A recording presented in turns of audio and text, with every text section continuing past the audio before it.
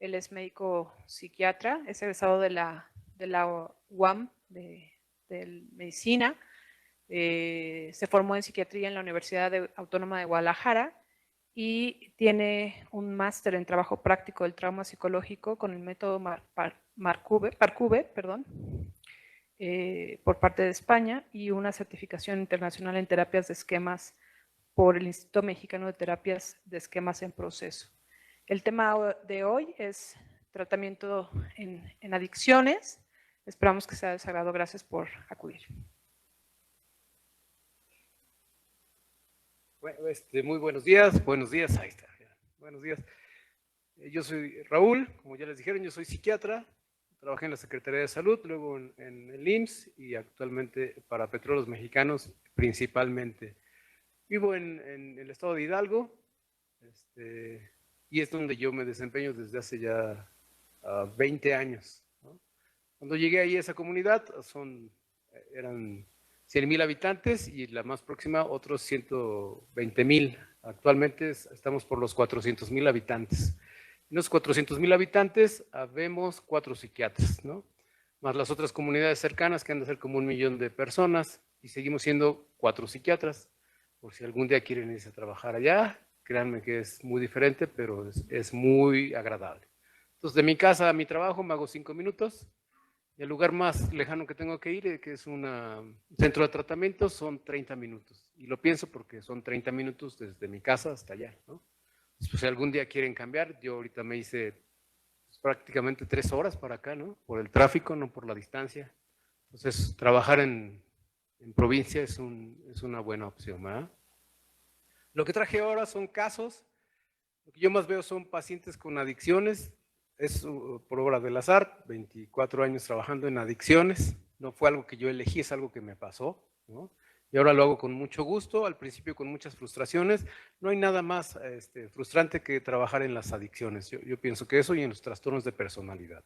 ¿Por qué? Porque las personas recaen. Ese es el principal problema de las adicciones, son las recaídas, ¿no? Entonces déjenme empezar, ¿no? Y este caso lo titulé así: un hermano siempre estará a tu lado, ¿no? Miss es una mujer de 19 años, es internada. Ella la llevó su mamá a internar debido a que temía que fuera agredida por otros vendedores de droga.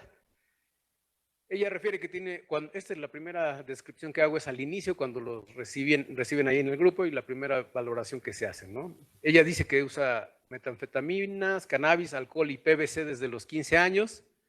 El hermano mayor fue el que la introdujo a consumir drogas y ahí se quedaron. A los 16 años el hermano y ella se emancipan y se dedican al narcomenudeo. Ella cuenta que ambos son golpeados, amenazados de muerte y perseguidos por la policía en diversas ocasiones y por otros vendedores. Antes de ingresar, su hermano fallece en un accidente de moto junto con su novia. La paciente acude al lugar, observa el rostro desfigurado y la cabeza de su hermano, y es entonces cuando ella empieza a tener estos flashbacks, estos recuerdos de su hermano fallecido, y decide continuar en la venta de drogas, pero ella aumenta el consumo de metanfetaminas a 400 pesos diarios. Le pongo 400 pesos diarios y no una cantidad, porque es difícil en la calle saber exactamente cuánta metanfetamina se están introduciendo, ¿no? Entonces, más o menos ahí en donde yo radico, ellos dicen que 200 pesos son 1 gramo. Entonces, ya consumir 2 gramos de metanfetaminas diarios, pues es una cantidad bastante importante, ¿no? Después de estar ahí en el primer mes, en donde los pacientes tienen todos los aspectos de la abstinencia, ¿verdad? Empiezan las valoraciones ya con más calma. Hemos aprendido en el transcurso de estos 20 años que los primeros 30 días generalmente es difícil, muy difícil, que los pacientes puedan ser completamente ciertos en sus problemas, en sus síntomas, ¿no? Eso es lo que hemos ido aprendiendo. Entonces, la valoración realmente importante generalmente la hacemos al mes. Y al primer mes ella ya admite que durante el consumo ella se sintió sexualmente atraída por la pareja de su hermano, y a partir de ahí la golpea, amenaza y quema en varias ocasiones. Refiere que intentó cesar el consumo por su cuenta, pero regularmente después de una semana de suspenderlo, el deseo de consumir era demasiado y volvía al consumo. Durante esa primera evaluación le observo manchas de café con leche en brazos, espaldas y pecho, no dolorosos ni pruriginosos, y le solicito pruebas de DRL, ¿verdad? Siéntanse en libertad de preguntar, por favor, si no se me va a mí el rollo, ¿no?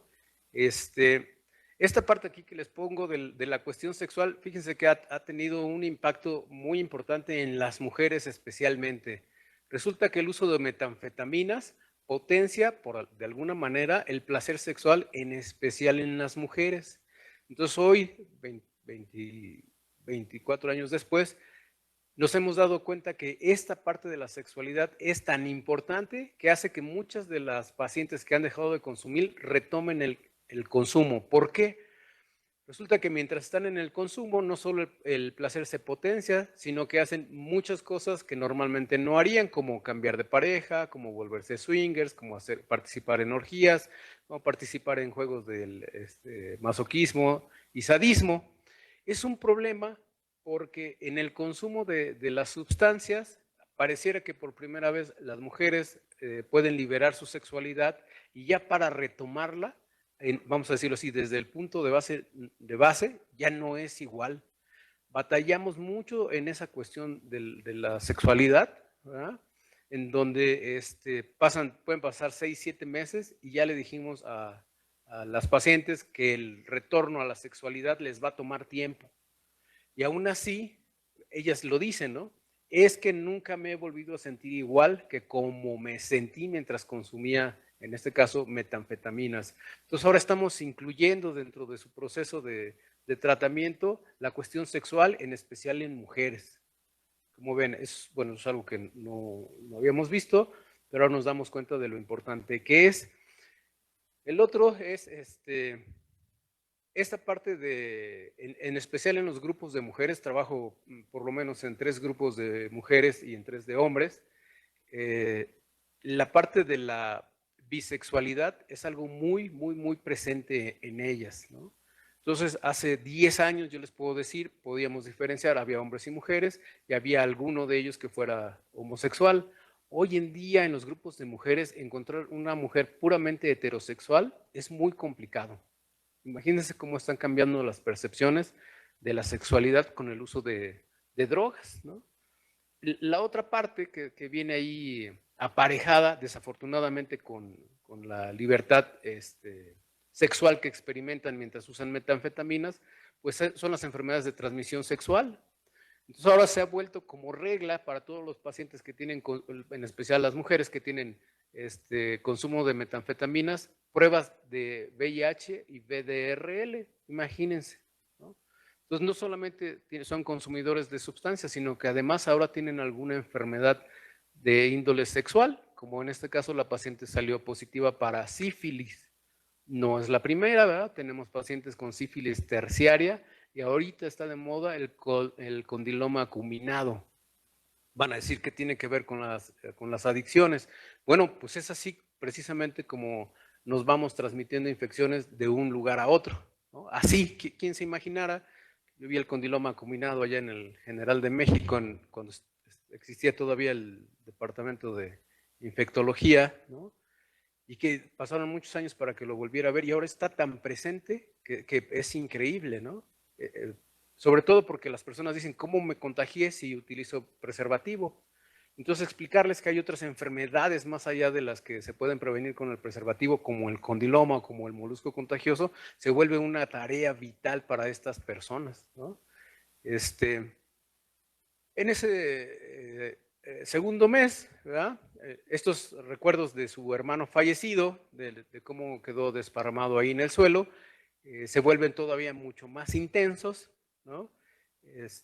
Se siente culpable por haber sentido atracción a su cuñada y asegura que por eso fue que recibió las agresiones de su hermano. Ya empieza, hasta el segundo mes ya empieza con ánimo deprimido, tiene ideas de culpa, tiene ansiedad moderada, tiene palpitaciones, tiene opresión torácica y tiene insomnio. Entonces imagínense esta paciente que ya tiene 2 meses en un centro de rehabilitación, que ha sido valorada y solamente hasta el segundo mes tiene síntomas suficientes para pensar que ella tiene un trastorno como el trastorno por estrés postraumático o un trastorno depresivo o un trastorno de ansiedad. ¿Qué quiero mencionar con esto? Que hacer el diagnóstico con los pacientes con adicciones no es sencillo, nunca es sencillo, siempre es complejo y es complicado, ¿no? Nos rebasa más allá de la psiquiatría y como ven terminamos con esta parte de las infecciones, ¿no? Y del tratar traumas, por eso estudié esto de trauma, porque resulta que muchos de los pacientes que acuden para tratar las adicciones tienen traumas, ¿no? Entonces no es sencillo tratarlo. Resulta que el trauma, ¿verdad? Sobre todo el que se experimenta a edades tempranas, causa modificaciones cerebrales, igual que las drogas, es igual que las drogas, ¿no? Entonces, este tratamiento que tiene que ver con la reducción en el consumo de drogas y la suspensión de preferencia, ¿verdad? Tiene que ver también con modificar todos estos pensamientos y estas situaciones traumáticas que se reexperimentan a lo largo de la vida de las personas, ¿no? Y ¿qué tan importante es? Híjole, muchísimo. A veces nos imaginamos que trauma necesariamente tiene que ser una violación, una agresión sexual, presenciar un homicidio, no sé, un accidente automovilístico. Nos asociamos a trauma a esto. Sin embargo, hay traumas que son mucho más sutiles, pero son más, que perseveran durante el tiempo, como cuál, tan sencillo como en las mujeres, ¿no? En especial, que las peinan las mamás hasta que les arrancan el cabello de aquí enfrente, ¿no? O el niño que no se puede ensuciar o poner en el suelo porque lo regañan, o la niña que está comiendo y cada vez que consume sus alimentos lo desparrama, o el que se les diga constantemente que son tontos, que son incapaces, que como son tan mensos, que cómo es posible, ¿no? Muchos de esos, aunque ustedes no lo crean, muchos de esas situaciones son suficientes para causar trauma prolongado, ¿no? Y eso es lo que hacemos nosotros, ¿no?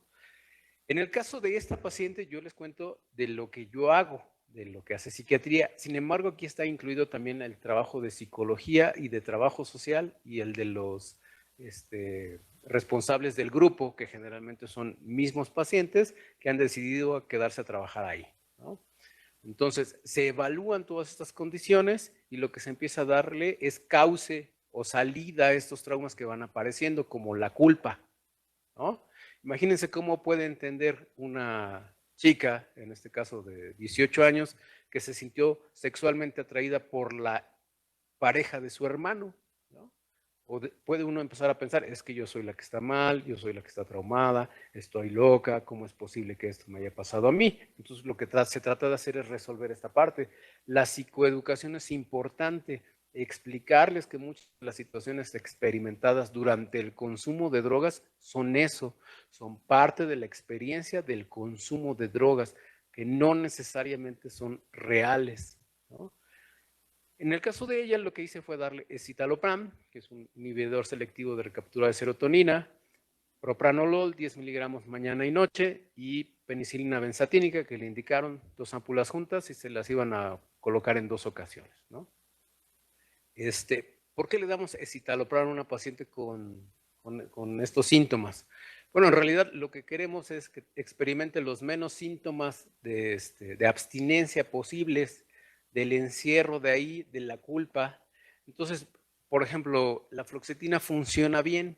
Sin embargo, en pacientes como ella, ¿verdad? En especial que no ha tenido síntomas de abstinencia severos, eso sí lo he visto. Si les damos fluoxetina, entonces es muy probable que empiecen a cursar con síntomas de abstinencia. ¿Por qué? No me pregunten, ¿verdad? No tengo la idea clara. Pero si le damos uno de preferencia como el escitalopram, que es específicamente de la serotonina, mucho más que el de fluoxetina, les va bastante bien en el caso de ella, ¿no? ¿Qué tiene que ver el propranolol con esto? Uno diría, pues es un beta bloqueador, es un medicamento antihipertensivo, ¿verdad? ¿Para qué se los damos? Y la explicación es la misma que se las doy a los pacientes. El propranolol tiene muchos usos dependiendo de la dosis administrada. Si usted tiene hipertensión, es muy probable que le den 40 miligramos, 80 miligramos, ¿no? Hay muchos, pero todavía sigue existiendo como un antihipertensivo. Sin embargo, en los pacientes que tienen adicciones, estas situaciones de opresión torácica, de palpitaciones, incluso de dolor precordial y en algunos hasta de angina, funciona bien el propranolol. ¿Por qué? No le quiero dar una benzodiazepina por las condiciones que ella presenta, que se ha metido todo lo que ha podido, ¿no? Y en cambio el propranolol funciona bien, incluso disminuye la ansiedad y pueden pasar al sueño, ¿no? Este es el primer caso que les quería yo contar. Ustedes son expertos en estas cuestiones cerebrales, entonces sabrán que un cerebro saludable se ve muy distinto a un cerebro que tiene adicciones. ¿Cuáles son las diferencias principales? Bueno, entre ellas, algunas de las estructuras se vuelven hipoactivas, ¿verdad? En especial las que tienen que ver con los neurotransmisores. ¿Qué hace un trastorno por dependencia de sustancias? Bueno, es el deseo del consumo de esa sustancia, buscarla y llevársela adentro, ¿no? Y cuando la dejan de consumir, eso les produce un estado emocional negativo, que ahora le decimos, el más común es la cruda. Si alguien ha experimentado cruda, bueno, pues es parte de los efectos secundarios, y muchos de los conocidos que ustedes tengan, seguramente ustedes saben quién, beben un día y al siguiente día, para no tener esos efectos, lo que hacen es curársela, ¿no? Vuelven a beber. Este patrón podría decirse, bueno, pues si yo mismo, ¿no? Es sábado y hay que celebrar y me echo unas frías y con eso es suficiente. Entonces diría, pues, ¿por qué me dice que tengo una dependencia de sustancias si en realidad no soy así, solo bebo el sábado o el domingo, ¿no? Entonces, lo que ha hecho el DSM-5, lo que han hecho los especialistas en esto, es ir quitando muchos de los diagnósticos que teníamos antes y conjuntarlos en uno solo, como los trastornos del espectro autista, ¿no? Aquí con los trastornos por dependencia de sustancias es lo mismo, ¿no? Los trataron de conjuntar todo y dependiendo de la severidad, entonces se puede clasificar así, ¿no? Leve, moderada, severa. ¿Cómo saber si yo tengo un problema de adicción si yo va a jugar México y es domingo, y le digo, bueno, me voy a echar 2 caguamitas mientras estamos viendo el partido y listo, me voy a mi casa, ¿no? Pero resulta que estamos en el partido y está tan emocionante que no me echo 2 caguamitas, sino me echo 6 caguamitas, ¿no? Entonces, lo que yo tenía pensado que iba a consumir ya no es suficiente. Yo me pasé de la cantidad que yo mismo había dicho, ¿no? O la otra, híjole, no me siento muy bien, tengo gripa o tengo diarrea, pues nada más denme una para que se me pase el malestar, ¿no? Y a la mera hora ya no terminé con una, ya también terminé hasta atrás, ¿sí? Entonces, esos son síntomas de un trastorno por uso de sustancias, aunque no lo crean, ¿verdad? Sobre todo los más jóvenes, ¿no? Dicen, ¿cómo puede ser? Pues sí, si es así. Para fumar es lo mismo.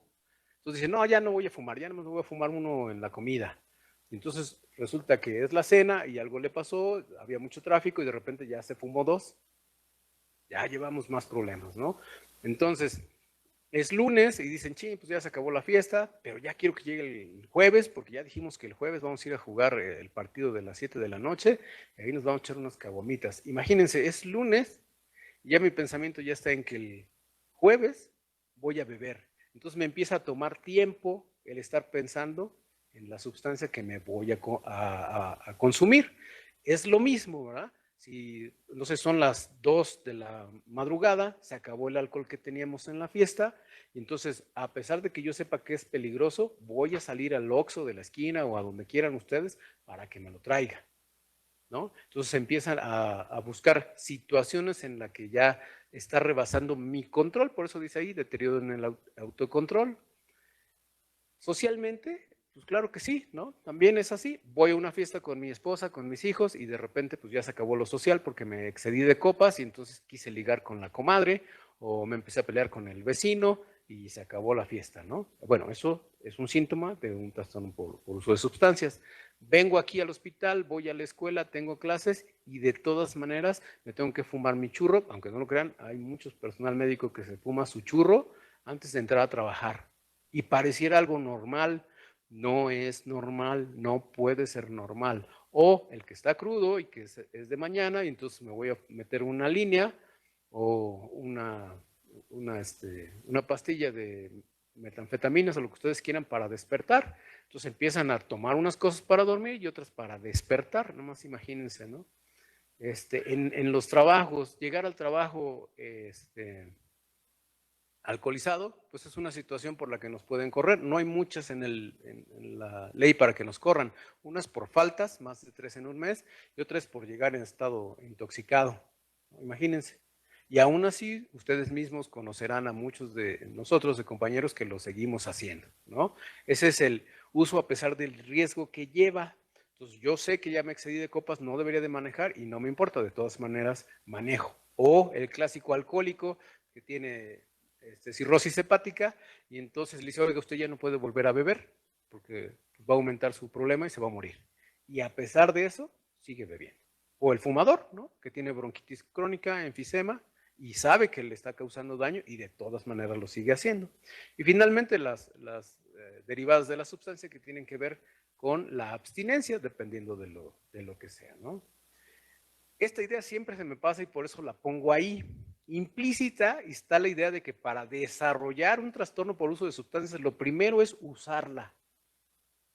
Entonces, entre muchos de los que nos dedicamos a esto, es la mejor manera de no caer en una adicción es no probarla.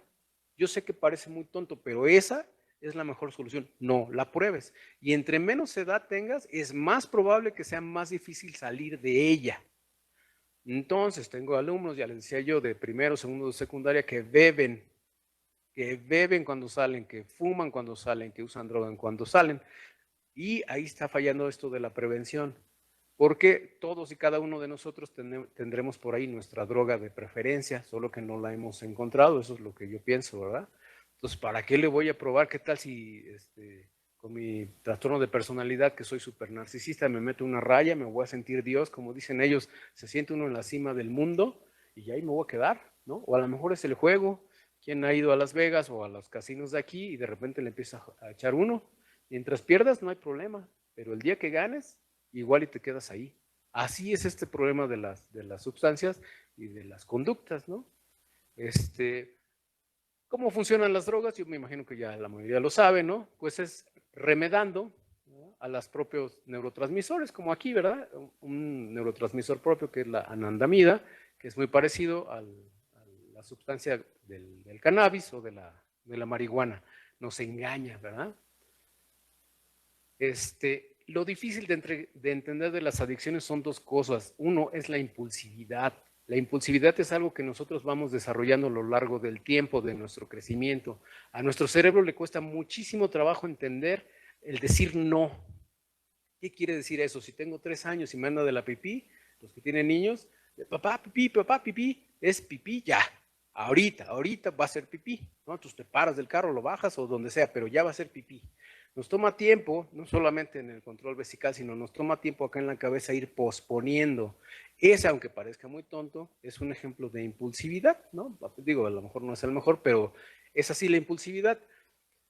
Cuando las personas empiezan a consumir drogas, esta parte de la cabeza que nos ayuda a permanecer sin hacer las cosas, que va pasando a lo mejor una chica bonita y en mis tiempos les agarraban el trasero, ¿no? Imagínense hacerlo una vez, significa que lo iban a hacer muchas veces, se volvía en una conducta impulsiva. Oye, ¿por qué le agarras el trasero? Luego ya ni ellos saben, ¿no? No, pues no sé.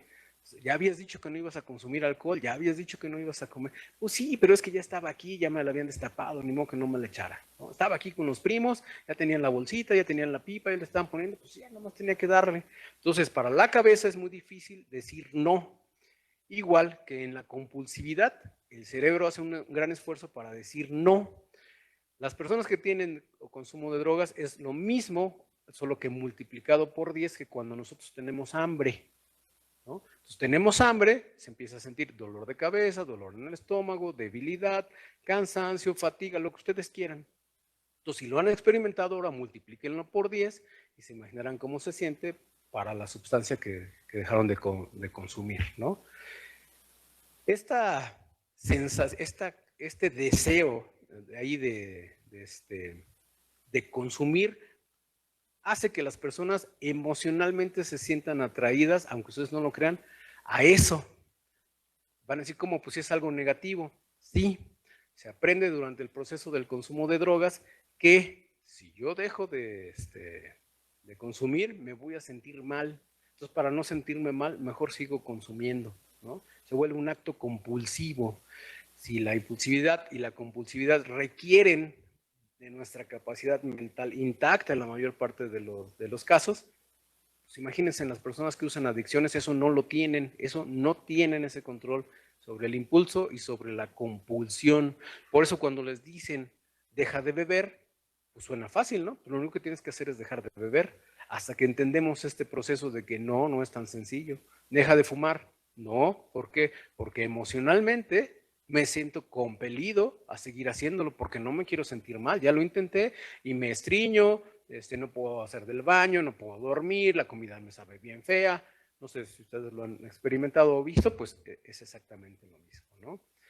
Esto, los problemas en la impulsividad, en la compulsividad, son uno de las características de los trastornos por sustancias. La otra es la mala regulación del placer, como ya les decía, solamente como muestra lo de la sexualidad. Pero así dicen los pacientes, y eso es impresionante. Me siento en la cima del mundo. Cuando estoy consumiendo no hay nada mejor que eso, ¿no? Entonces, imagínense, ese es un reforzamiento positivo. La consumo, yo me siento bien, porque voy a dejar de consumirla si me siento tan bien, ¿no? Y la parte que va asociándose a la enfermedad es el reforzamiento negativo. Si la dejo de consumir, me siento mal. Entonces, no me quiero sentir mal, la sigo consumiendo. Eso es mucho más placentero que cualquier otra cosa, ¿no? Y la gran responsable hasta este momento, pues seguimos pensando que es la dopamina.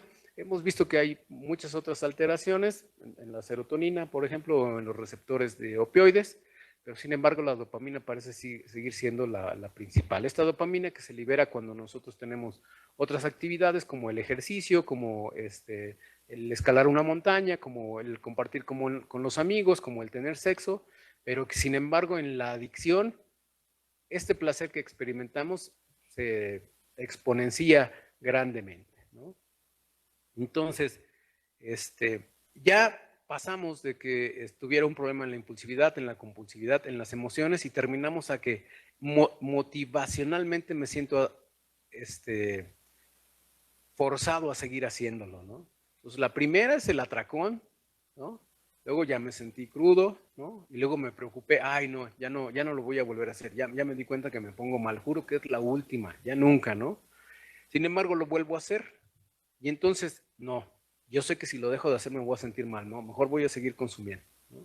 Y luego peor, no, ya sé que me voy a sentir mal, mejor voy a ir a comprar otro poquito para que no me falte.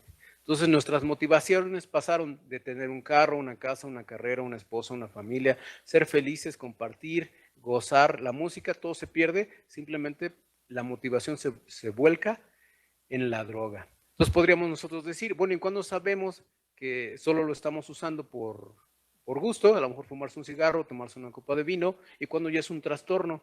Bueno, cuando los circuitos cerebrales ya tuvieron tantos cambios que estos estados de ánimo, los patrones de buscar la droga y el conocimiento ya se nos alteraron, ya se salió de nuestras manos, ya se fue, ¿no? Entonces, cuando se fue de nuestras manos, dice ahí, si lo conocen, al pintor decía que si la tormenta interior resuena demasiado fuerte, yo también bebo fuerte para aturdirme, ¿no? Entonces, si me siento mal, mejor sigo consumiendo droga, es menos grave que lo otro. ¿Quiénes son las personas vulnerables? Pues los niños, esos son los primeros, ¿no? Insisto, con los niños son los más vulnerables. ¿Se heredan? Sí. Ahora resulta que las adicciones sí se heredan, ¿no? El consumo de alcohol, el consumo de cocaína y de metanfetaminas altera esta parte genética que favorece algunos mecanismos de transcripción. Y sí, efectivamente, es más probable que tengamos una adicción si mis padres lo fueron, si tuvieron una adicción, ¿no? Personas que son impulsivas, que les gusta buscar la emoción, que quieren aventarse en paracaídas, no sé, ¿qué más? Hacer motocross. Estas personas también tienen un mayor riesgo, ¿no? Desde niños ya venimos con esas características, no es algo que nosotros elijamos, así ya nacemos. Soy yo feo, pues somos un poco como los perritos, ¿no? Perritos como los chihuahuas, que son súper escandalosos, pero son muy pequeñitos.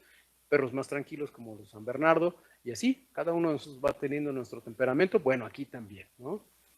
El problema es la pérdida del sentido del peligro, ¿no? Entonces, hace 40 años fumar marihuana era algo feo, entonces yo veía un marihuano, me cruzaba del lado porque no quería saber de él.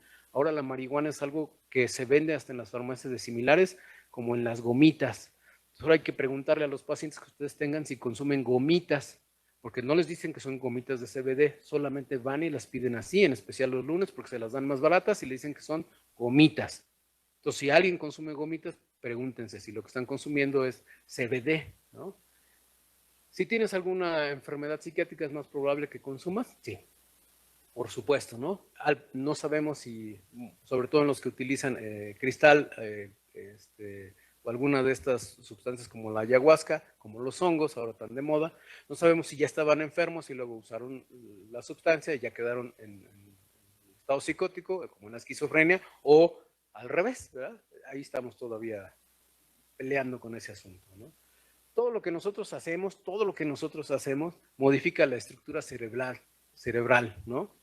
Y esas modificaciones no solamente son estructurales, que quiere decir, por ejemplo, el alcohol disminuye la arborización, mientras que las metanfetaminas aumentan la arborización en las neuronas. Imagínense nada más cuánto tiempo tiene que pasar para que eso se remedie, ¿no? Entonces, lo que decía Buda hace mucho tiempo, que somos lo que pensamos, pues ahora se ve, somos lo que pensamos. Si yo pienso que mi vida apesta, pues mi vida apesta, ¿no? Oye, pero pues saliste temprano y llegaste a tiempo. Sí, pero es que había mucho tráfico, ¿no? Entonces, para las personas que consumen, estos pensamientos están volcados específicamente en el consumo de drogas. No existe nada más.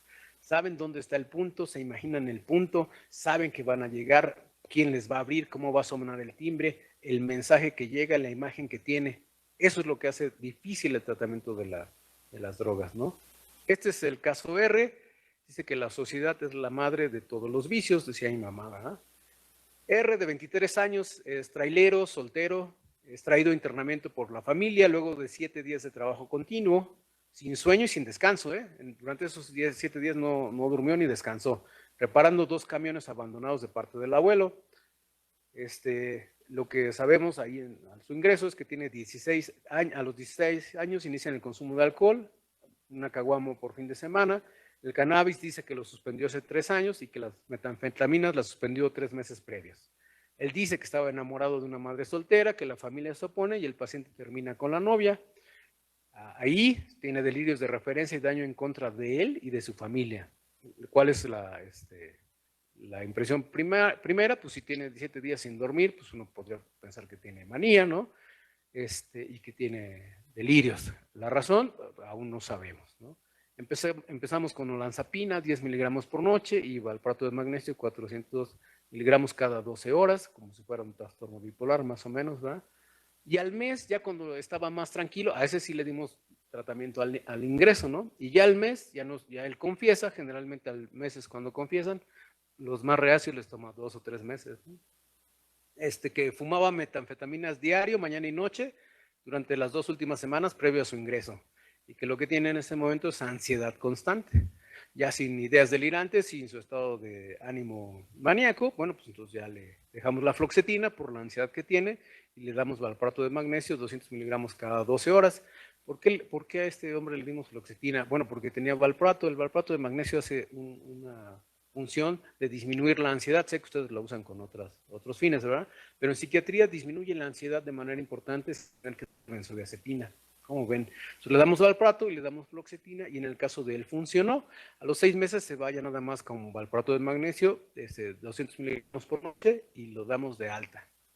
Así se fue este paciente, ¿no? Tenemos imágenes de cómo funcionan los cerebros de los pacientes con adicciones. Sí, hay muchas. Yo me imagino que ustedes podrán muchas más que yo desde donde estoy, ¿verdad? Entonces, el metabolismo cerebral se atenúa en las personas que son adictas a la cocaína, a las metanfetaminas, y es un hecho, ¿no? Esta la puse ahí porque es de las primeras imágenes que vi allá por el 2000 de que esto sucedía, ¿no? Para mí era impresionante verlo, supongo que para ustedes ya no, pero para mí era impresionante verlo, como sí había cambios que se presentaban en las personas con adicciones, ¿no? Y finalmente el K dice, hay que tener fe en los hijos. Ya saben que eso dicen los papás, ¿no? Dice, A es una mujer, tiene 21 años, estudió 2 semestres de medicina, no les digo en qué escuela para no quemarla, ¿verdad? Pero renuncia por acoso de un profesor. Eso es al ingreso, acuérdense que esto es al ingreso cuando llegó ahí. Dice que actualmente estudia enfermería y es traída porque los padres le encontraron una bolsita con cristal. Esa fue la razón, ¿eh? Los padres la ingresaron porque tenía una bolsita de cristal. Entonces ahí a veces las personas dicen, pero eso es ilegal, ¿no? ¿Cómo van a poner a una paciente así? Solamente tiene una bolsita de cristal. Si no causaba otros problemas, si iba a la escuela, si estaba trabajando, ¿por qué la van a internar, ¿no? La cuestión legal es un problema todavía, ¿no? Entonces, durante el primer mes, la paciente está agresiva, está irritable, chantajea, intenta fugarse durante la primera semana, ¿no? Y entonces a esta lo que hacemos es darle, a esta paciente le damos vortioxetina, 20 miligramos por mañana. ¿Por qué en la mañana? Bueno, porque en la mañana es cuando tiene más actividades que hacer y es cuando más belicosa se ponía, ¿no? Entonces le damos vortioxetina por mañana. Normalmente a los pacientes que solo tienen depresión se lo damos en la noche, lo que les ayuda a conciliar el sueño, pero en ella en específico se lo dimos en la mañana. Le dimos clonazepam, 2 miligramos por noche, y le dimos acetilcisteína, 600 miligramos cada 8 horas. Como hasta ese momento nosotros no sabemos en realidad cuánto está consumiendo porque los pacientes mienten, no tengo otra palabra, ¿no? Mienten. Llegue la primera vez, solo que vaya por su voluntad, los demás mienten, siempre mienten, ¿no? ¿Qué hace la acetilcisteína? Bueno, es uno de los tratamientos para intoxicación por alcohol, ¿no? O por acetaminofén, por paracetamol, acetilcisteína, ¿no? Entonces, resulta que no solamente funciona para esto, sino que de alguna manera, cerebralmente, también ayuda a que se vayan todos los radicales de oxígeno. ¿Por qué? No tengo idea. Si ustedes lo buscan, verán que es así, ¿no? Se ha intentado probar con más pacientes. El problema de los adictos es, como espero yo que lo estén viendo hoy, todos y cada uno son diferentes. Todos son diferentes, ¿no? Entonces, al mes ya vemos a esta paciente y lo que vemos es que ya nos dice qué es lo que estaba haciendo y dice que consume 2 litros de vodka o tequila en compañía de su novio cada fin de semana desde los 18 años. Ya no se parece en nada a lo que decían al principio, ¿verdad? Que solamente era una bolsita de cristal, ¿no? Pues tiene un problema de alcoholismo, ¿no? Que tiene 6 meses con el uso de metanfetaminas y en los 3 últimos meses dice que se consume 400 pesos diarios en 3 semanas, ¿no? Entonces imagínense la cantidad de metanfetaminas que se están metiendo. Chantajea a la madre, que quiere que la saquen de ahí, que ella no ha hecho ningún daño, que puede controlarla, que todo está bien, ¿no? Acusa de malos tratos a los del grupo incluso, ¿no? Sin embargo, el padre, yo creo que más consciente, decide ahí, no, aquí que se quede, ¿no? Al darnos cuenta que es una consumidora de alcohol, le quitamos el clonazepam. No tenemos más razón de estárselo dando o de cambiárselo, ¿no? Y finalmente, hasta los 3 meses, imagínense, esta paciente ya pasó 90 días, y es entonces cuando empieza a reconocer, con la ayuda de psicología, que ella miente constantemente a los padres, ¿no? Para salirse siempre con la suya. Resulta que en la universidad, los 2 semestres que fue, en el último, bebía entre semana, entonces ya no pasó ninguna de las materias, y para que no la regañaran, dijo que fue acosada sexualmente. Imagínense qué terrible, ¿no? Afortunadamente, pues ella de alguna manera convenció a sus papás de no seguirlo legalmente, sino me quiero imaginar al pobre de mi compañero doctor acusado de acoso, sin que fuera real, ¿no? Tuvo un aborto del cual sus padres no sabían, ¿verdad? Sufre violencia de parte del novio y es impulsiva. Entonces imagínense, ya pasaron 3 meses, ya no le podemos echar la culpa por completo a la abstinencia de sustancias ni a la sustancia misma. Entonces ya la paciente ya denota síntomas de otro trastorno, ¿no? Uno de personalidad. Lo que hacemos con ella es dejarle vortioxetina, 20 miligramos por mañana, ya les expliqué, para que esté más tranquila, y le ponemos risperidona una por noche, por ya saber que es impulsiva. Una lástima que no les pueda poner fotos de los pacientes, pero sí me gustaría que vieran ustedes, o imagino que lo ven con otros pacientes, cómo cambia su rostro de cuando llegan intoxicados a cómo se van ya sin la intoxicación y en abstinencia, ¿no? Les cambia por completo, se desinflaman de los párpados, de la papada, o suben de peso, toman un color agradable, porque cuando llegan casi todos llegan con palidez o con un color amarillento, depende de la sustancia que usen. Muchos de ellos con acné, en especial a las mujeres les da acné El consumo de cristal, imagínense en qué punto estoy en el que veo a una mujer con acné y ya no pienso que tiene acné, pienso que está consumiendo, ¿no? Si a eso le sumamos que tiene desgaste de los dientes, bueno, pues ya llevo otro, ¿no? Ya, a veces ya ni me tienen que decir, ¿no? Ya me le digo, tú usas cristal, ¿no? ¿Y cómo sabe? Pues estoy viendo, ¿no? Lo que usas es cristal, o tú lo que usas es marihuana. ¿Cómo sabe? Pues ese color amarillento bronceado que adquieren los que son consumidores de marihuana y cómo se va como enjuntando la piel, ¿no? Entonces, cada uno tiene su manera, sus cambios, ¿no? Lástima que no se los puedo mostrar, pero sí me gustaría decirse lo que es impresionante, los cambios que se logran con el tiempo de estancia en un centro de tratamiento. ¿Tratamos pacientes también de manera ambulatoria? Sí, pero son muy poquitos los que lo consiguen, muy poquitos. La mayoría necesitan un internamiento para que todos estos cambios que ocasionan las drogas y las sustancias que consumen se vayan disminuyendo, ¿no? Si ustedes leen los manuales de psiquiatría, tratamientos específicos, por ejemplo, para alucinógenos, para sales de baño, para marihuana, pues no hay, ¿no? Solo nos imaginamos muchas cosas. Para la cocaína podemos decir que la naltrexona, ¿no? Mi experiencia es sí funciona, pero eso no les quita el que recaigan, ¿no? Entonces, lo que está escrito ahí en los libros es una cosa y lo que vemos con los pacientes es muy diferente. Y entendemos por qué las diferencias para hacer estudios que tengan validez, porque todos los pacientes que consumen al inicio presentan las mismas características: impulsividad, compulsividad, alteración del placer, ¿sí? Pero ya después que van mejorando, cada uno va mostrando las cosas que tiene. ¿Alguno que haya visto que el único problema era el consumo de drogas? No. Todos tienen aparejado alguna otra circunstancia: depresión, ansiedad, traumas de violencia, TDA. He tenido pacientes con dislexia que ahí los diagnosticamos, que de repente resulta que nunca pudo con la secundaria, que lo pasaron porque tenían que pasarlo, pero cuando nos damos cuenta nunca aprendió a leer, nadie se dio cuenta que no sabía leer, ¿no? Entonces, imagínense qué terrible para esa persona que fue humillado, tratado de inútil, de idiota, y de repente descubrir y decirle a su familia, no, pues es que él no es que no quiera, pues es que no puede, ¿no? Pero tiene dislexia. ¿Cómo que tiene dislexia? Tiene dislexia. O con autismo. ¿Cómo que tiene autismo? Sí, su hija tiene autismo. No, pero ¿por qué me dice eso? Su hija tiene autismo. Siempre se siente fuera de lugar. Sí, parece que no tiene sentimientos, sí, parece que no tiene sentimientos. Usted le dice alguna circunstancia específica mecánica y ella se la dice, ¿no? Sí, pero le quiere explicar algo emocional y ya no puede, sí. Entonces imagínense el trabajo que se tienen que hacer con ellos y los descubrimientos que hacemos con cada uno de los pacientes, ¿no?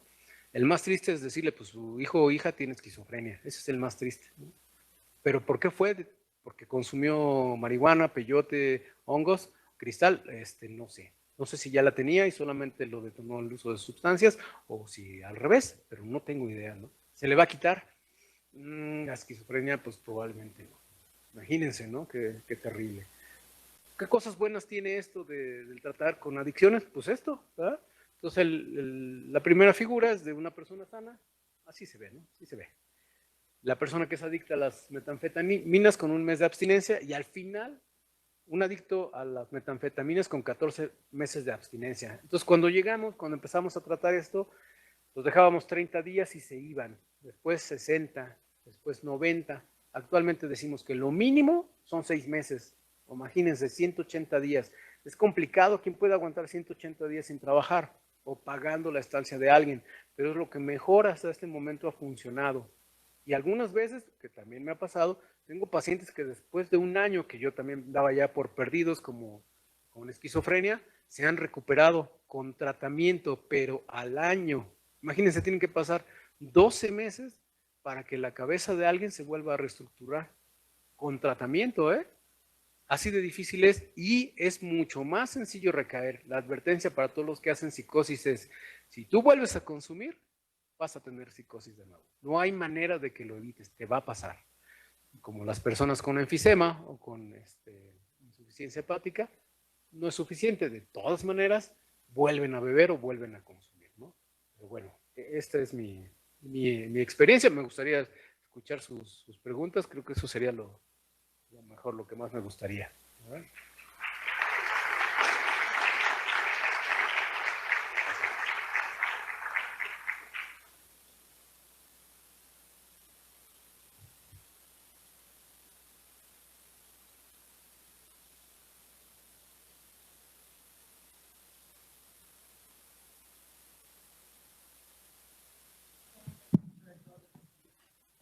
Se calcula según los que lo estudian que alrededor del 60%. Es muy poquito, ¿no? De éxito. Muy poquito, ¿eh? Parece mucho, pero no, sí es poquito. ¿Sí? Y se supone que después de la tercera recaída es cuando es más probable que dejen de consumir. De la tercera. Ahora sí que la tercera es la vencida, ¿no? Pero hay quienes llegan a los 18 internamientos o 20 internamientos. ¿Alguna otra pregunta? Bueno, a mí me gustaría preguntar, doctor, si tienen ustedes justo eso, alguna casuística de los pacientes a largo plazo que tengan como éxito en el tratamiento, que no tengan recaídas, y de los pacientes que sí las tienen. ¿Tienen algún seguimiento a largo plazo? Sí, eso es justamente lo que estamos haciendo. Ya tenemos 10 años ahí trabajando con los grupos, ¿no? Lo que tenemos hasta el momento es, entre más pronto empezaron a consumir, es más probable que tengan recaídas y se queden. Esa es la norma, ¿no?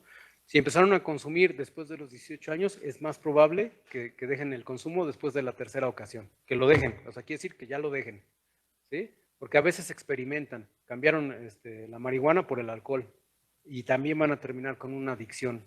Entonces, hasta la tercera vez cuando dicen, no, pues ya, no puedo usar nada, no puedes usar nada. Es complicado, pero sí se consigue. Y me gustaría hacer otra pregunta. ¿Qué es, en estos casos, sabemos que es muy difícil, pero en estos casos, ¿qué es lo mejor que se puede hacer? Porque en realidad, pues muchos pacientes van por pie propio, pero si nosotros tenemos un caso de adicción, digamos algún familiar, lo mejor que podrías hacer por él es agarrar, llevarlo involuntariamente, o qué es la mejor decisión que se puede tomar en esos casos que ves que alguien se está haciendo daño de esa forma. Sí, yo pienso que esa es la mejor decisión. Soy feo, pero esa es la mejor decisión. El único problema son los lugares a los que lo llevan. Todavía existen los anexos fuera de serie que no tienen sentido, solamente es una aversión constante tratan de desarrollar una aversión constante a las drogas, pero no funciona, ¿no? Siempre que sea un centro de tratamiento, el problema son los precios, ¿no? ¿Por qué? Porque las personas dejan de trabajar y la familia tiene que pagar los gastos de la estancia, más los que se asocian, ¿no? Los medicamentos, los exámenes que se hay que hacer. Hay mujeres con hipotiroidismo, esa es otra, ¿no? Que nunca se dieron cuenta que tenía hipotiroidismo, se cansaba, aumentó de peso y empezó a usar metanfetaminas, ¿no? Porque un doctor, cualquier doctor médico general, le dijo que con eso iba a bajar de peso y sí bajó de peso. Nada más que luego empezó con delirios de referencia. Es muy común en las mujeres, ¿no? Muy común esta venta de pastillas que son ilegales, ¿no? Como el Redotex, que se sigue vendiendo para bajar de peso, ¿no? Y que ocasiona muchos problemas en ellos.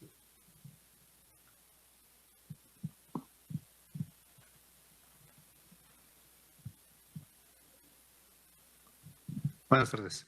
De todas las sustancias que se consumen, ¿cuáles son las más difíciles de tratar? Y si hay alguna diferencia o algún porcentaje entre hombres y mujeres, si hay alguna diferencia de que consuman más las mujeres o los hombres. Que creo que hace algunos años se había esa diferencia entre hombres y mujeres, más o menos de 8-1, 8 hombres por una mujer, pero cada vez se acercan más al 1 y 1 en el consumo de alcohol, por ejemplo, y en el consumo de anfetaminas va como en el 1 y 4, se está disminuyendo la brecha, también consumen, ¿sí? ¿Cuáles son las más difíciles de tratar? Híjole.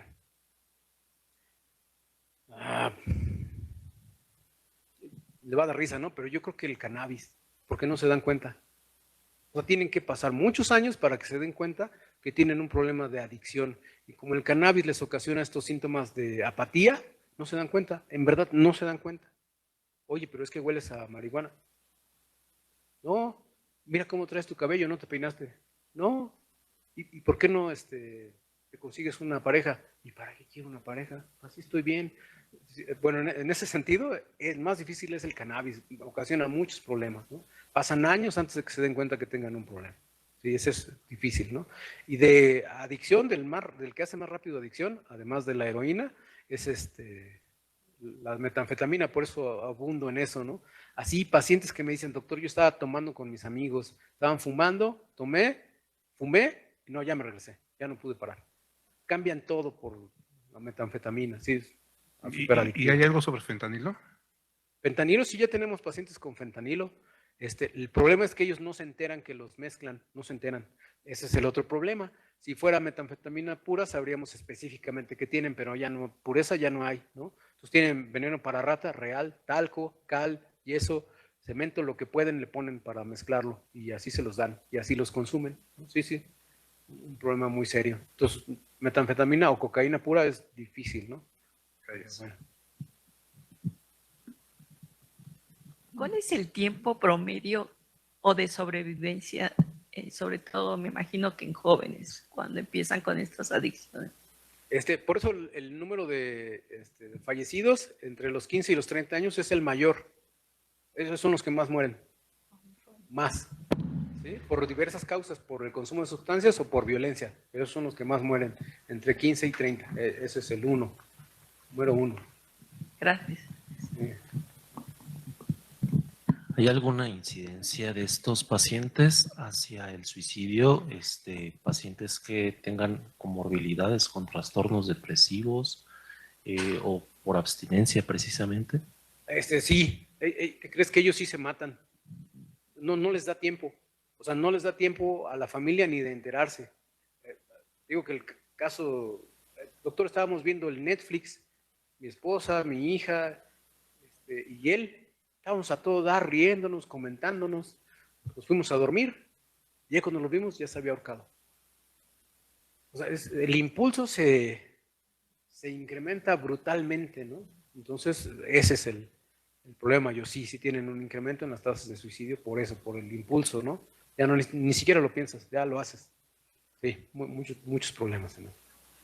Doctor, perdón, dos preguntas, está muy fuerte. Primero, ¿cuál es el costo estimado para estos tratamientos? Y dos, ¿qué hacen con los pacientes que abandonan? ¿Les abandonan pacientes ahí? ¿Que se quedan en el grupo? Sí se quedan. Sí se quedan. Esos son muchos. El costo más o menos viene siendo como de 20,000 pesos por mes, ¿no? Más las medicinas, esa es cosa aparte, ¿no? Y los exámenes de laboratorio, más o menos, ¿no? Y con lo que han decidido hacer, porque no me toca hacerlo a mí, es a ellos, hacen dos cosas, ¿verdad? Si la persona puede trabajar, trabaja ahí, ¿sí? En serio, se quedan en los centros a trabajar, por eso yo les decía, muchos de ellos se quedaron a trabajar con otros pacientes, ¿sí? Se quedan a trabajar, y si sus condiciones son tan buenas, pueden salir a trabajar y regresar, que les llaman de media luz, van y regresan, sí, eso es lo que hacemos, ¿no? El problema es con los que no pueden trabajar, ¿no? Que a veces nos engañan y nos dejan, no sé, una paciente de 55 años con diabetes que en realidad lo que tenía era coma diabético porque ha pasado, se los juro, ¿no? Oiga, ya está bien su paciente, pero pues, no tiene quien la cuide. Entonces, pues hacemos muchas cosas, ¿no? Hablamos al DIF y que se los lleven a su casa, ¿no? O la otra también lo que hacen es decirle, oiga, ¿sabe qué? Su paciente se puso muy grave, está muy enferma, tienen que venir por él porque si no lo vamos a ir a dejar al regional. Y llegan. Y ya se la dan, ¿no? Sí, eso pasa. Gracias. Bueno, si ya no hay alguna otra pregunta, le agradecemos mucho su plática, doctor. Gracias.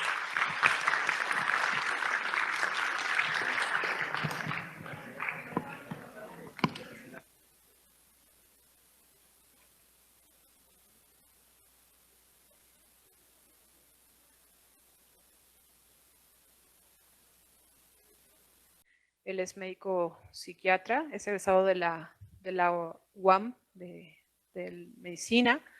Se formó en psiquiatría en la Universidad Autónoma de Guadalajara y tiene un máster en trabajo práctico del trauma psicológico con el método Parcube, por parte de España, y una certificación internacional en terapias de esquemas por el Instituto Mexicano de Terapias de Esquemas en Proceso. El tema de hoy es tratamiento en adicciones. Esperamos que sea de su agrado. Gracias por acudir. Bueno, muy buenos días, ahí está. Buenos días. Yo soy Raúl, como ya les dijeron, yo soy psiquiatra, trabajé en la Secretaría de Salud, luego en el IMSS y actualmente para Petróleos Mexicanos principalmente. Vivo en el estado de Hidalgo, y es donde yo me desempeño desde hace ya 20 años, ¿no? Cuando llegué ahí a esa comunidad, eran 100,000 habitantes y la más próxima otros 120,000. Actualmente estamos por los 400,000 habitantes. En los 400,000 habitantes habemos 4 psiquiatras, ¿no? Más las otras comunidades cercanas que han de ser como 1,000,000 de personas y seguimos siendo 4 psiquiatras. Por si algún día quieren irse a trabajar allá, créanme que es muy diferente, pero es muy agradable. Entonces, de mi casa a mi trabajo me hago 5 minutos. Y el lugar más lejano que tengo que ir, que es un centro de tratamiento, son 30 minutos. Y lo pienso porque son 30 minutos desde mi casa hasta allá, ¿no? Pues, si algún día quieren cambiar, yo ahorita me hice prácticamente 3 horas para acá, ¿no? Por el tráfico, no por la distancia. Entonces, trabajar en provincia es una buena opción, ¿verdad? Lo que traje ahora son casos. Lo que yo más veo son pacientes con adicciones. Es por obra del azar, 24 años trabajando en adicciones. No fue algo que yo elegí, es algo que me pasó, ¿no? Y ahora lo hago con mucho gusto, al principio con muchas frustraciones. No hay nada más frustrante que trabajar en las adicciones. Yo pienso que eso y en los trastornos de personalidad. ¿Por qué? Porque las personas recaen. Ese es el principal problema de las adicciones, son las recaídas, ¿no? Entonces déjenme empezar, ¿no? Y este caso lo titulé así: un hermano siempre estará a tu lado, ¿no? Miss es una mujer de 19 años, es internada. Ella la llevó su mamá a internar debido a que temía que fuera agredida por otros vendedores de droga. Ella refiere que esta es la primera descripción que hago, es al inicio, cuando los reciben ahí en el grupo, y la primera valoración que se hace, ¿no? Ella dice que usa metanfetaminas, cannabis, alcohol y PVC desde los 15 años. El hermano mayor fue el que la introdujo a consumir drogas y ahí se quedaron. A los 16 años el hermano y ella se emancipan y se dedican al narcomenudeo. Ella cuenta que ambos son golpeados, amenazados de muerte y perseguidos por la policía en diversas ocasiones y por otros vendedores. Antes de ingresar, su hermano fallece en un accidente de moto junto con su novia. La paciente acude al lugar, observa el rostro desfigurado y la cabeza de su hermano, y es entonces cuando ella empieza a tener estos flashbacks, estos recuerdos de su hermano fallecido, y decide continuar en la venta de drogas, pero ella aumenta el consumo de metanfetaminas a 400 pesos diarios. Le pongo 400 pesos diarios y no una cantidad, porque es difícil en la calle saber exactamente cuánta metanfetamina se están introduciendo, ¿no? Entonces, más o menos ahí en donde yo radico, ellos dicen que 200 pesos son 1 gramo. Entonces, ya consumir 2 gramos de metanfetaminas diarios, pues es una cantidad bastante importante, ¿no? Después de estar ahí en el primer mes, en donde los pacientes tienen todos los aspectos de la abstinencia, ¿verdad? Empiezan las valoraciones ya con más calma. Hemos aprendido en el transcurso de estos 20 años que los primeros 30 días generalmente es difícil, muy difícil que los pacientes puedan ser completamente ciertos en sus problemas, en sus síntomas, ¿no? Eso es lo que hemos ido aprendiendo. Entonces, la valoración realmente importante generalmente la hacemos al mes. Y al primer mes ella ya admite que durante el consumo ella se sintió sexualmente atraída por la pareja de su hermano, y a partir de ahí la golpea, amenaza y quema en varias ocasiones. Refiere que intentó cesar el consumo por su cuenta, pero regularmente después de una semana de suspenderlo, el deseo de consumir era demasiado y volvía al consumo. Durante esa primera evaluación le observo manchas de café con leche en brazos, espaldas y pecho, no dolorosos ni pruriginosos, y le solicito pruebas de DRL, ¿verdad? Siéntanse en libertad de preguntar, por favor, si no se me va a mí el rollo, ¿no? Esta parte aquí que les pongo de la cuestión sexual, fíjense que ha tenido un impacto muy importante en las mujeres especialmente. Resulta que el uso de metanfetaminas potencia, de alguna manera, el placer sexual, en especial en las mujeres. Entonces hoy, 24 años después, nos hemos dado cuenta que esta parte de la sexualidad es tan importante que hace que muchas de las pacientes que han dejado de consumir retomen el consumo. ¿Por qué? Resulta que mientras están en el consumo, no solo el placer se potencia, sino que hacen muchas cosas que normalmente no harían, como cambiar de pareja, como volverse swingers, como participar en orgías, como participar en juegos del masoquismo y sadismo. Es un problema porque en el consumo de las sustancias pareciera que por primera vez las mujeres pueden liberar su sexualidad y ya para retomarla, vamos a decirlo así, desde el punto de base ya no es igual. Batallamos mucho en esa cuestión de la sexualidad, ¿verdad? En donde pueden pasar 6, 7 meses y ya le dijimos a las pacientes que el retorno a la sexualidad les va a tomar tiempo. Y aún así, ellas lo dicen, ¿no?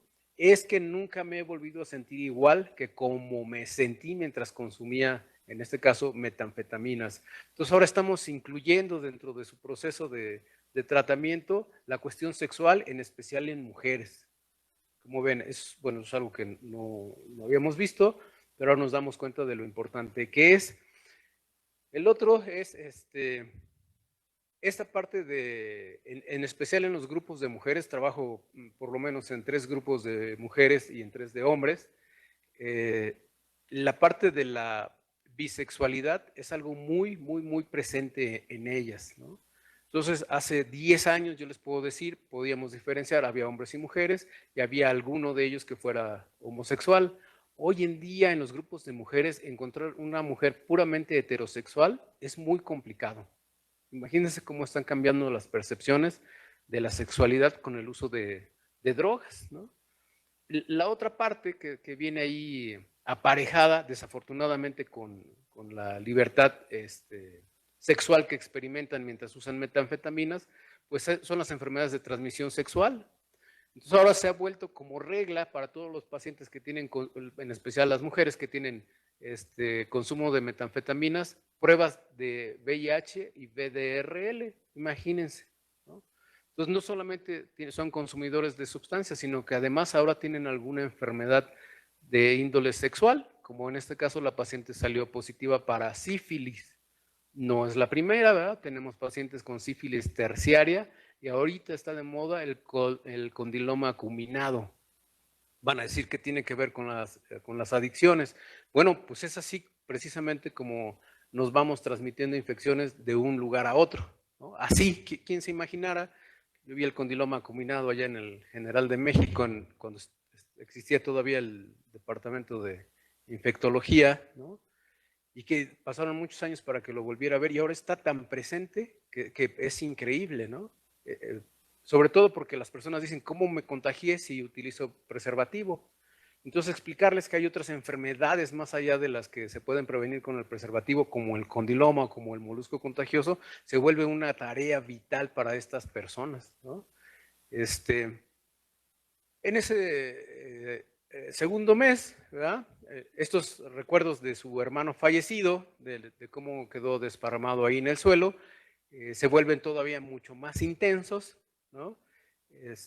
Se siente culpable por haber sentido atracción a su cuñada y asegura que por eso fue que recibió las agresiones de su hermano.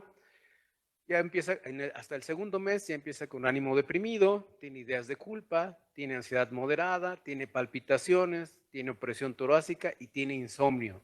Entonces imagínense esta paciente que ya tiene 2 meses en un centro de rehabilitación, que ha sido valorada y solamente hasta el segundo mes tiene síntomas suficientes para pensar que ella tiene un trastorno como el trastorno por estrés postraumático o un trastorno depresivo o un trastorno de ansiedad.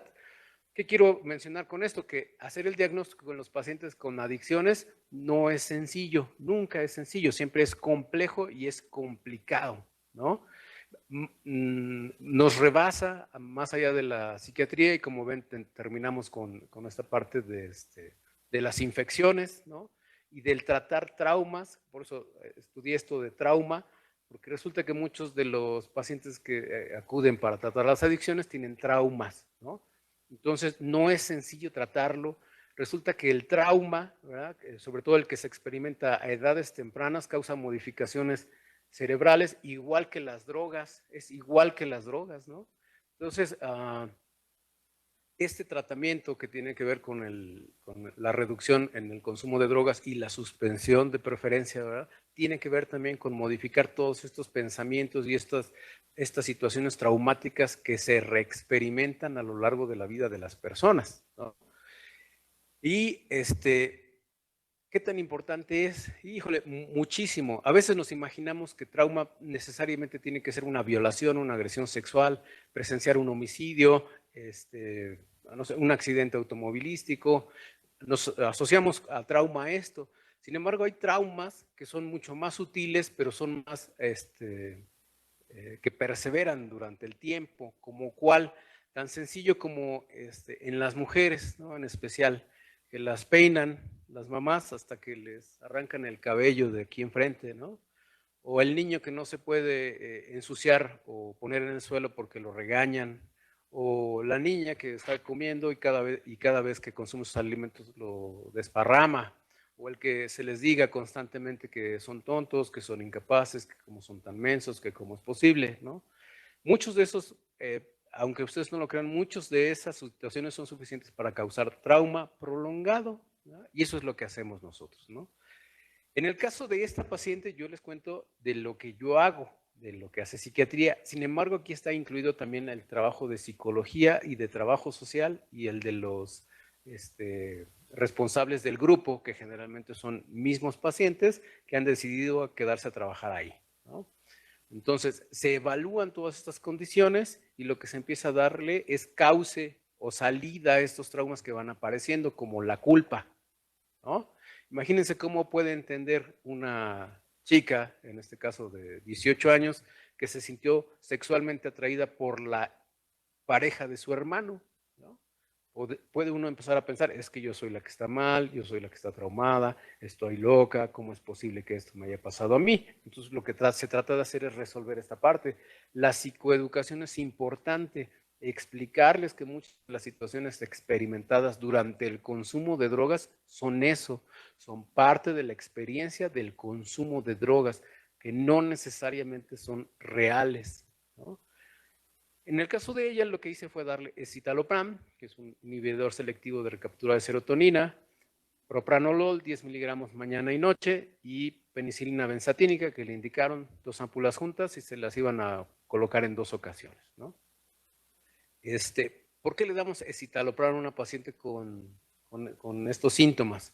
Bueno, en realidad lo que queremos es que experimente los menos síntomas de abstinencia posibles, del encierro de ahí, de la culpa.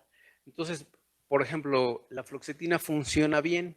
Sin embargo, en pacientes como ella, ¿verdad?, en especial que no ha tenido síntomas de abstinencia severos, eso sí lo he visto. Si les damos fluoxetina, entonces es muy probable que empiecen a cursar con síntomas de abstinencia. ¿Por qué? No me pregunten, ¿verdad? No tengo la idea clara. Pero si le damos uno de preferencia como el escitalopram, que es específicamente de la serotonina, mucho más que el de fluoxetina, les va bastante bien en el caso de ella, ¿no? ¿Qué tiene que ver el propranolol con esto? Uno diría, pues es un beta bloqueador, es un medicamento antihipertensivo, ¿verdad? ¿Para qué se los damos? Y la explicación es la misma que se las doy a los pacientes. El propranolol tiene muchos usos dependiendo de la dosis administrada. Si usted tiene hipertensión, es muy probable que le den 40 miligramos, 80 miligramos, ¿no? Hay muchos, pero todavía sigue existiendo como un antihipertensivo. Sin embargo, en los pacientes que tienen adicciones, estas situaciones de opresión torácica, de palpitaciones, incluso de dolor precordial y en algunos hasta de angina, funciona bien el propranolol. ¿Por qué?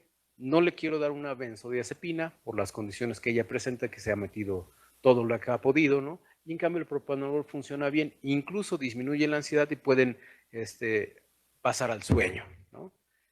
Este es el primer caso que les quería yo contar. Ustedes son expertos en estas cuestiones cerebrales, entonces sabrán que un cerebro saludable se ve muy distinto a un cerebro que tiene adicciones. ¿Cuáles son las diferencias principales? Bueno, entre ellas, algunas de las estructuras se vuelven hipoactivas, ¿verdad?, en especial las que tienen que ver con los neurotransmisores. ¿Qué hace un trastorno por dependencia de sustancias? Bueno, es el deseo del consumo de esa sustancia, buscarla y llevársela adentro, ¿no? Y cuando la dejan de consumir, eso les produce un estado emocional negativo, que ahora le decimos, el más común es la cruda. Si alguien ha experimentado cruda, Bueno, pues es parte de los efectos secundarios y muchos de los conocidos que ustedes tengan, seguramente ustedes saben quién, beben un día y al siguiente día, para no tener esos efectos, lo que hacen es curársela, ¿no? Vuelven a beber. Este patrón podría decirse, bueno, pues si yo mismo, ¿no? Es sábado y hay que celebrar y me echo unas frías y con eso es suficiente. Entonces diría, pues, ¿por qué me dice que tengo una dependencia de sustancias si en realidad no soy así, solo bebo el sábado o el domingo, ¿no? Entonces, lo que ha hecho el DSM-5, lo que han hecho los especialistas en esto, es ir quitando muchos de los diagnósticos que teníamos antes y conjuntarlos en uno solo, como los trastornos del espectro autista, ¿no? Aquí con los trastornos por dependencia de sustancias es lo mismo, ¿no? Los trataron de conjuntar todo y dependiendo de la severidad, entonces se puede clasificar así, ¿no? Leve, moderada, severa. ¿Cómo saber si yo tengo un problema de adicción si yo va a jugar México y es domingo, y le digo, bueno, me voy a echar 2 caguamitas mientras estamos viendo el partido y listo, me voy a mi casa, ¿no? Pero resulta que estamos en el partido y está tan emocionante que no me echo 2 caguamitas, sino me echo 6 caguamitas, ¿no? Entonces, lo que yo tenía pensado que iba a consumir ya no es suficiente. Yo me pasé de la cantidad que yo mismo había dicho, ¿no? O la otra, híjole, no me siento muy bien, tengo gripa o tengo diarrea, pues nada más denme una para que se me pase el malestar, ¿no? Y a la mera hora ya no terminé con una, ya también terminé hasta atrás, ¿sí? Entonces, esos son síntomas de un trastorno por uso de sustancias, aunque no lo crean, ¿verdad? Sobre todo los más jóvenes, ¿no? Dicen, ¿cómo puede ser? Pues sí, si es así. Para fumar es lo mismo. Entonces dicen, no, ya no voy a fumar, ya no me voy a fumar uno en la comida. Entonces resulta que es la cena y algo le pasó, había mucho tráfico y de repente ya se fumó 2.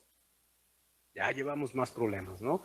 Entonces, es lunes y dicen, sí, pues ya se acabó la fiesta, pero ya quiero que llegue el jueves, porque ya dijimos que el jueves vamos a ir a jugar el partido de las 7 de la noche, y ahí nos vamos a echar unas caguamitas. Imagínense, es lunes, y ya mi pensamiento ya está en que el jueves voy a beber. Entonces me empieza a tomar tiempo el estar pensando en la sustancia que me voy a consumir.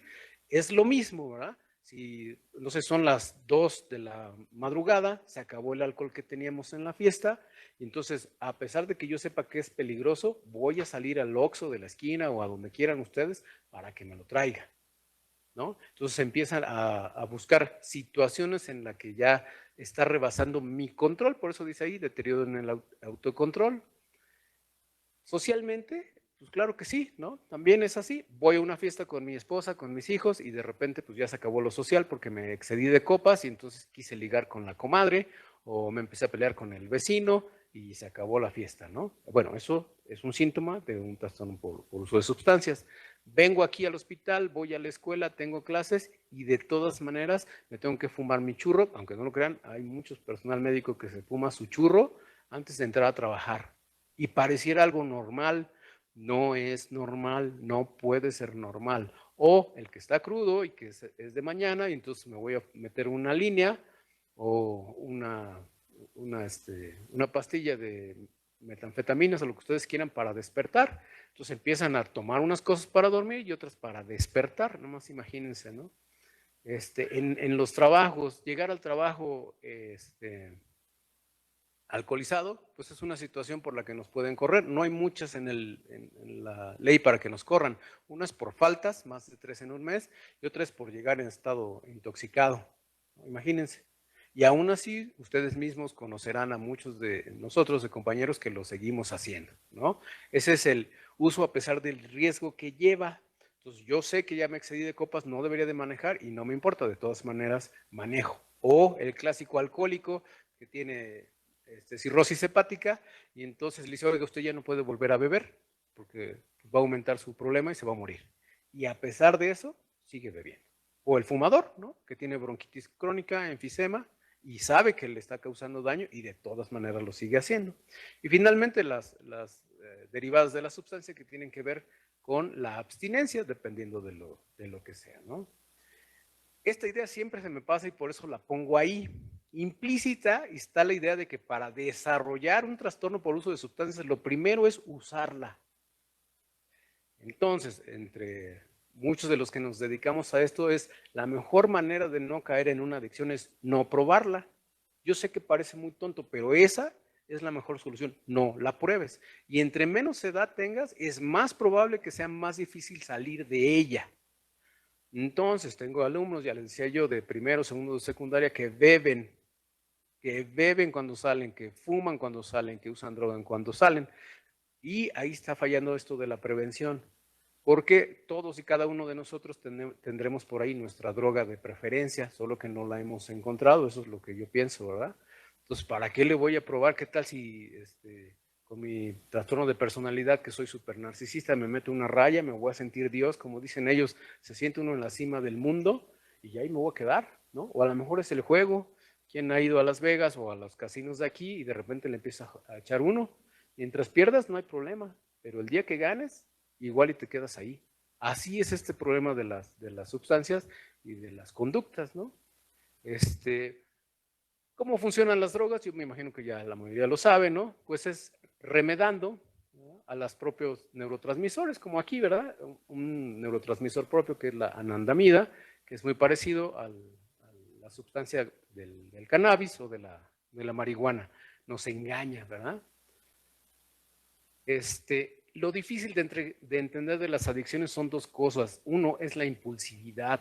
La impulsividad es algo que nosotros vamos desarrollando a lo largo del tiempo, de nuestro crecimiento. A nuestro cerebro le cuesta muchísimo trabajo entender el decir no. ¿Qué quiere decir eso? Si tengo 3 años y me anda de la pipí, los que tienen niños, papá, pipí, es pipí ya. Ahorita va a ser pipí, ¿no? Entonces te paras del carro, lo bajas o donde sea, pero ya va a ser pipí. Nos toma tiempo, no solamente en el control vesical, sino nos toma tiempo acá en la cabeza ir posponiendo. Ese, aunque parezca muy tonto, es un ejemplo de impulsividad, ¿no? Digo, a lo mejor no es el mejor, pero es así la impulsividad. Cuando las personas empiezan a consumir drogas, esta parte de la cabeza que nos ayuda a permanecer sin hacer las cosas, que va pasando a lo mejor una chica bonita y en mis tiempos les agarraban el trasero, ¿no? Imagínense hacerlo una vez, significa que lo iban a hacer muchas veces, se volvía en una conducta impulsiva. Oye, ¿por qué le agarras el trasero? Luego ya ni ellos saben, ¿no? No, pues no sé. Ya habías dicho que no ibas a consumir alcohol, ya habías dicho que no ibas a comer. Pues sí, pero es que ya estaba aquí, ya me la habían destapado, ni modo que no me la echara, ¿no? Estaba aquí con los primos, ya tenían la bolsita, ya tenían la pipa, ya le estaban poniendo, pues ya nomás tenía que darle. Entonces, para la cabeza es muy difícil decir no. Igual que en la compulsividad, el cerebro hace un gran esfuerzo para decir no. Las personas que tienen consumo de drogas es lo mismo, solo que multiplicado por 10 que cuando nosotros tenemos hambre, ¿no? Entonces tenemos hambre, se empieza a sentir dolor de cabeza, dolor en el estómago, debilidad, cansancio, fatiga, lo que ustedes quieran. Entonces, si lo han experimentado, ahora multiplíquenlo por 10 y se imaginarán cómo se siente para la sustancia que dejaron de consumir, ¿no? Este deseo de ahí de consumir hace que las personas emocionalmente se sientan atraídas, aunque ustedes no lo crean, a eso. Van a decir, ¿cómo? Pues es algo negativo. Sí, se aprende durante el proceso del consumo de drogas que si yo dejo de consumir, me voy a sentir mal. Entonces, para no sentirme mal, mejor sigo consumiendo, ¿no? Se vuelve un acto compulsivo. Si la impulsividad y la compulsividad requieren de nuestra capacidad mental intacta en la mayor parte de los casos, pues imagínense en las personas que usan adicciones, eso no lo tienen, no tienen ese control sobre el impulso y sobre la compulsión. Por eso cuando les dicen, deja de beber, pues suena fácil, ¿no? Pero lo único que tienes que hacer es dejar de beber, hasta que entendemos este proceso de que no es tan sencillo. Deja de fumar. No, ¿por qué? Porque emocionalmente me siento compelido a seguir haciéndolo porque no me quiero sentir mal. Ya lo intenté y me estriño, no puedo hacer del baño, no puedo dormir, la comida me sabe bien fea. No sé si ustedes lo han experimentado o visto, pues es exactamente lo mismo, ¿no? Los problemas en la impulsividad, en la compulsividad, son una de las características de los trastornos por sustancias. La otra es la mala regulación del placer, como ya les decía, solamente como muestra lo de la sexualidad, pero así dicen los pacientes y eso es impresionante. Me siento en la cima del mundo. Cuando estoy consumiendo no hay nada mejor que eso, ¿no? Entonces imagínense, ese es un reforzamiento positivo, la consumo, yo me siento bien, porque voy a dejar de consumirla si me siento tan bien, ¿no?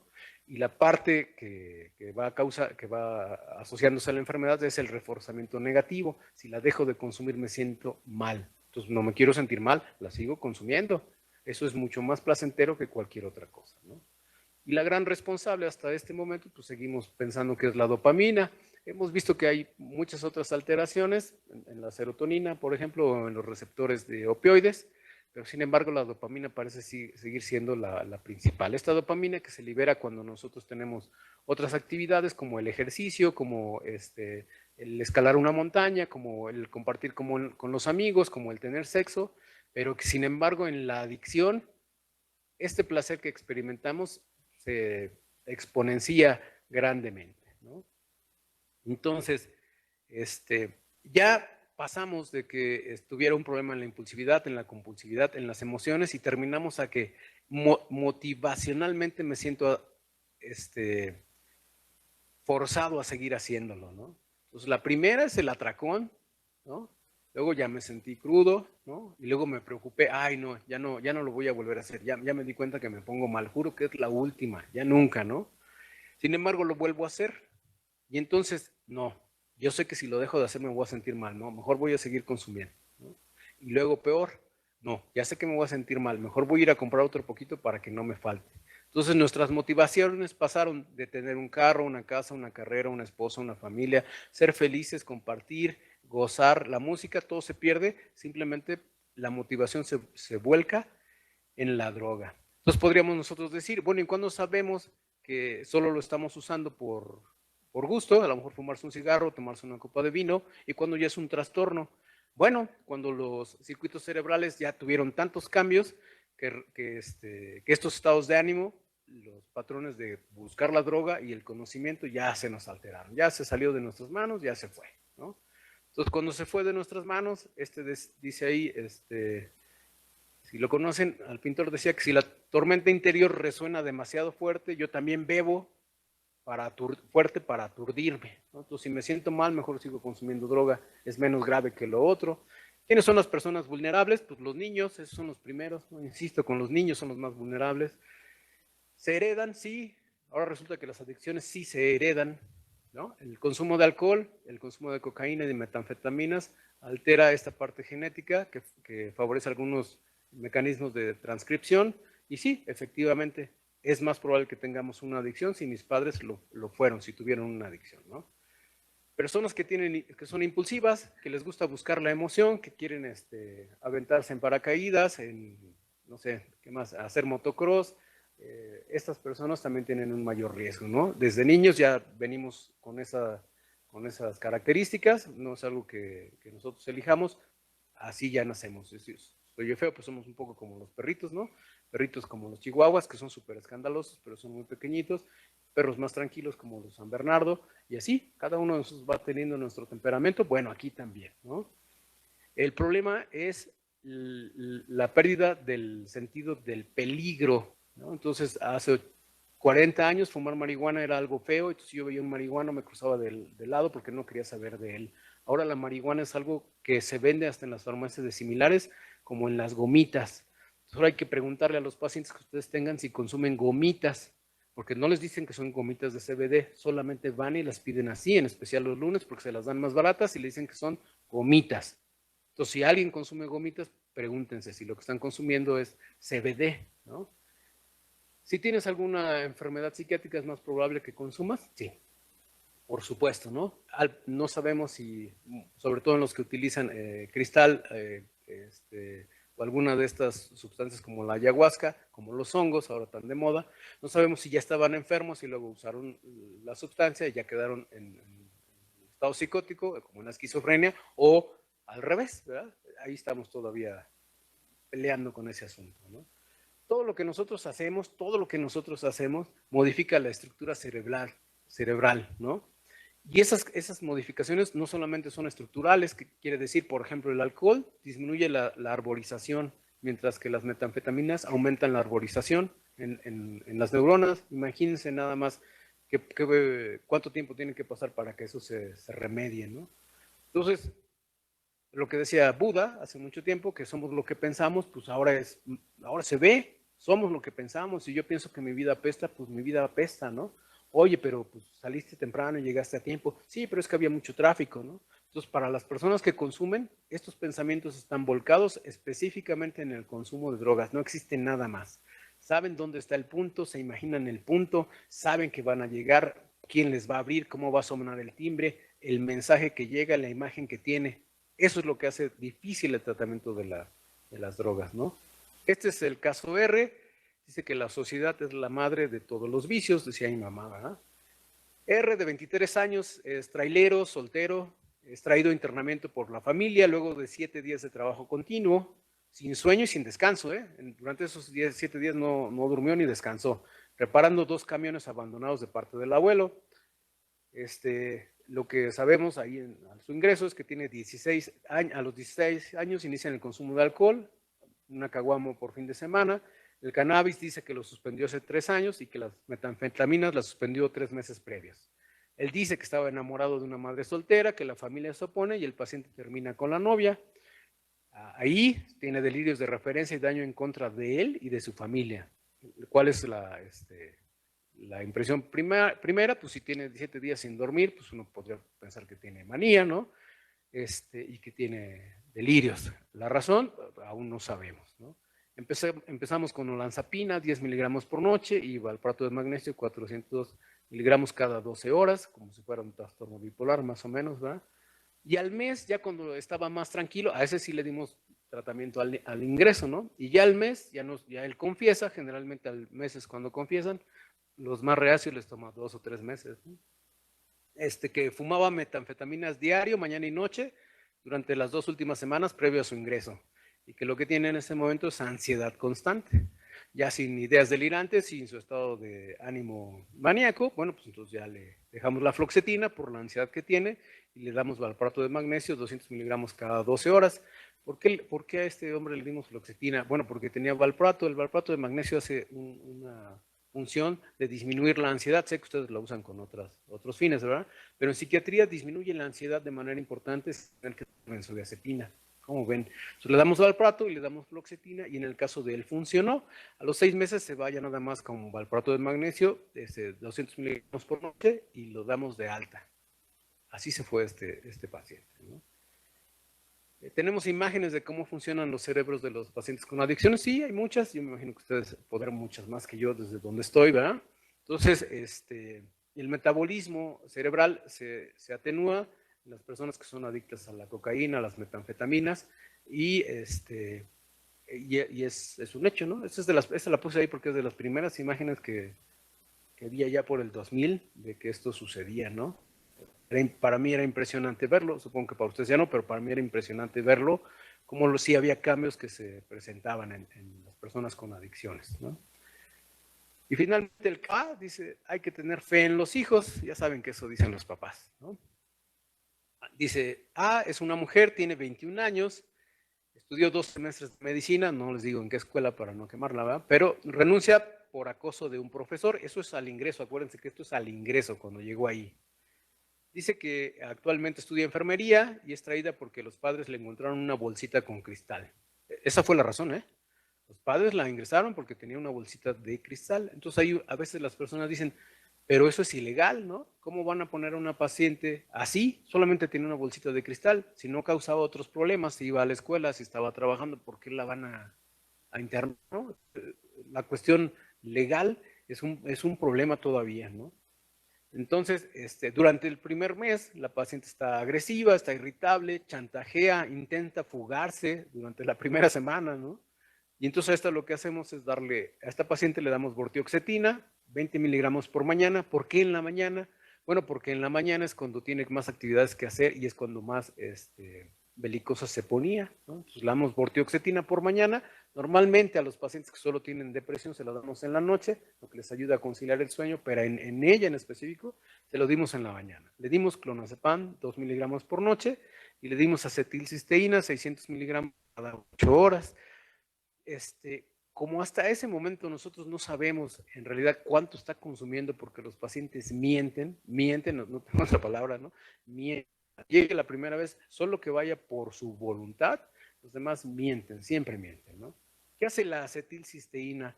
Bueno, es uno de los tratamientos para intoxicación por alcohol, ¿no? O por acetaminofén, por paracetamol, acetilcisteína, ¿no? Entonces, resulta que no solamente funciona para esto, sino que de alguna manera, cerebralmente, también ayuda a que se vayan todos los radicales de oxígeno. ¿Por qué? No tengo idea. Si ustedes lo buscan, verán que es así, ¿no? Se ha intentado probar con más pacientes.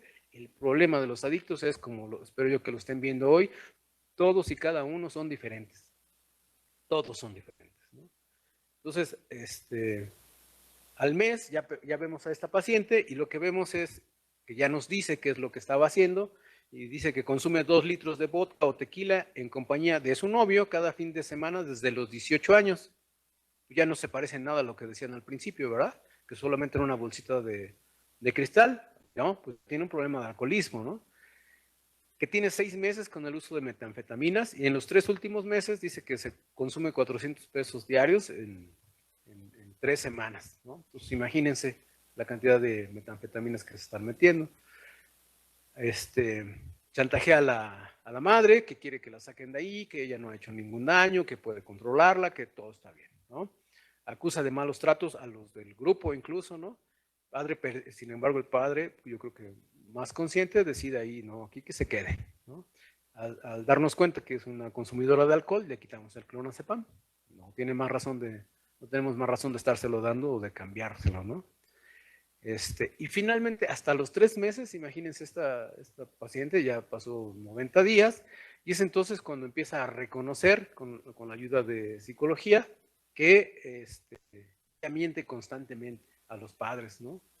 Para salirse siempre con la suya. Resulta que en la universidad, los 2 semestres que fue, en el último, bebía entre semana, entonces ya no pasó ninguna de las materias, y para que no la regañaran, dijo que fue acosada sexualmente. Imagínense qué terrible, ¿no? Afortunadamente, pues ella de alguna manera convenció a sus papás de no seguirlo legalmente, sino me quiero imaginar al pobre de mi compañero doctor acusado de acoso, sin que fuera real, ¿no? Tuvo un aborto del cual sus padres no sabían, ¿verdad? Sufre violencia de parte del novio y es impulsiva. Entonces imagínense, ya pasaron 3 meses, ya no le podemos echar la culpa por completo a la abstinencia de sustancias ni a la sustancia misma. Entonces ya la paciente ya denota síntomas de otro trastorno, ¿no? Uno de personalidad. Lo que hacemos con ella es dejarle bortioxetina, 20 miligramos por mañana, ya les expliqué, para que esté más tranquila, y le ponemos risperidona una por noche, por ya saber que es impulsiva.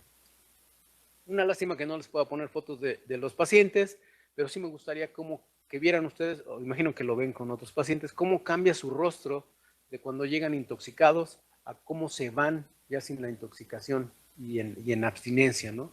Les cambia por completo, se desinflaman de los párpados, de la papada, o suben de peso, toman un color agradable, porque cuando llegan casi todos llegan con palidez o con un color amarillento, depende de la sustancia que usen.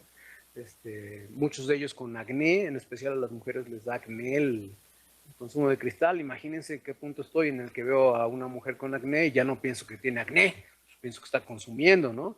Si a eso le sumamos que tiene desgaste de los dientes, bueno, pues ya llevo otro, ¿no? Ya, a veces ya ni me tienen que decir, ¿no? Ya me le digo, tú usas cristal, ¿no? ¿Y cómo sabe? Pues estoy viendo, ¿no? Lo que usas es cristal, o tú lo que usas es marihuana. ¿Cómo sabe? Pues ese color amarillento, bronceado que adquieren los que son consumidores de marihuana, y cómo se va como enjuntando la piel, ¿no? Entonces, cada uno tiene su manera, sus cambios, ¿no? Lástima que no se los puedo mostrar, pero sí me gustaría decirse lo que es impresionante, los cambios que se logran con el tiempo de estancia en un centro de tratamiento. ¿Tratamos pacientes también de manera ambulatoria? Sí, pero son muy poquitos los que lo consiguen, muy poquitos.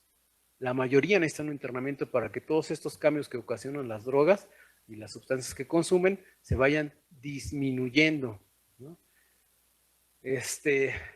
Si ustedes leen los manuales de psiquiatría, tratamientos específicos, por ejemplo, para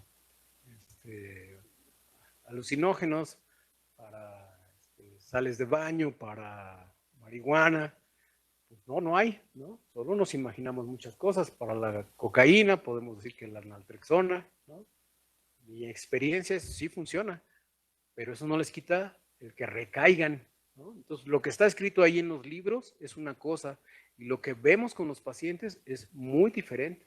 Y entendemos por qué las diferencias para hacer estudios que tengan validez, porque todos los pacientes que consumen al inicio presentan las mismas características: impulsividad, compulsividad, alteración del placer, ¿sí?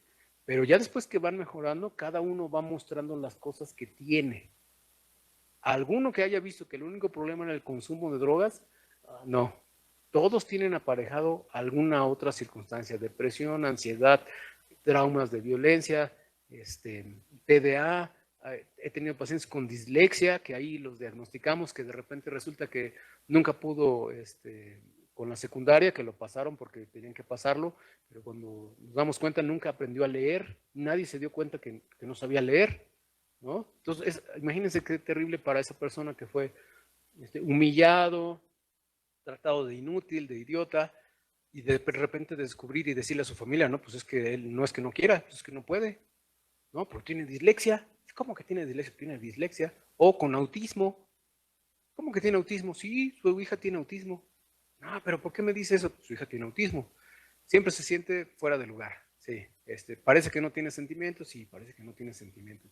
Usted le dice alguna circunstancia específica mecánica y ella se la dice, ¿no? Sí, pero le quiere explicar algo emocional y ya no puede, sí. Entonces imagínense el trabajo que se tienen que hacer con ellos y los descubrimientos que hacemos con cada uno de los pacientes, ¿no? El más triste es decirle, pues su hijo o hija tiene esquizofrenia. Ese es el más triste, ¿no? Pero ¿por qué fue? Porque consumió marihuana, peyote, hongos, cristal, no sé. No sé si ya la tenía y solamente lo detonó el uso de sustancias o si al revés, pero no tengo idea, ¿no? ¿Se le va a quitar? La esquizofrenia, pues probablemente no. Imagínense, ¿no? Qué terrible. ¿Qué cosas buenas tiene esto del tratar con adicciones? Pues esto, ¿verdad? Entonces, la primera figura es de una persona sana. Así se ve, ¿no? Así se ve. La persona que es adicta a las metanfetaminas con un mes de abstinencia y al final un adicto a las metanfetaminas con 14 meses de abstinencia. Entonces, cuando empezamos a tratar esto, los dejábamos 30 días y se iban. Después 60, después 90. Actualmente decimos que lo mínimo son 6 meses. O imagínense, 180 días. Es complicado. ¿Quién puede aguantar 180 días sin trabajar o pagando la estancia de alguien? Pero es lo que mejor hasta este momento ha funcionado. Y algunas veces, que también me ha pasado, tengo pacientes que después de un año que yo también daba ya por perdidos como con esquizofrenia, se han recuperado con tratamiento, pero al año. Imagínense, tienen que pasar 12 meses para que la cabeza de alguien se vuelva a reestructurar con tratamiento, ¿eh? Así de difícil es y es mucho más sencillo recaer. La advertencia para todos los que hacen psicosis es, si tú vuelves a consumir, vas a tener psicosis de nuevo. No hay manera de que lo evites, te va a pasar. Como las personas con enfisema o con insuficiencia hepática, no es suficiente. De todas maneras, vuelven a beber o vuelven a consumir, ¿no? Pero bueno, esta es mi experiencia. Me gustaría escuchar sus preguntas. Creo que eso sería lo mejor, lo que más me gustaría.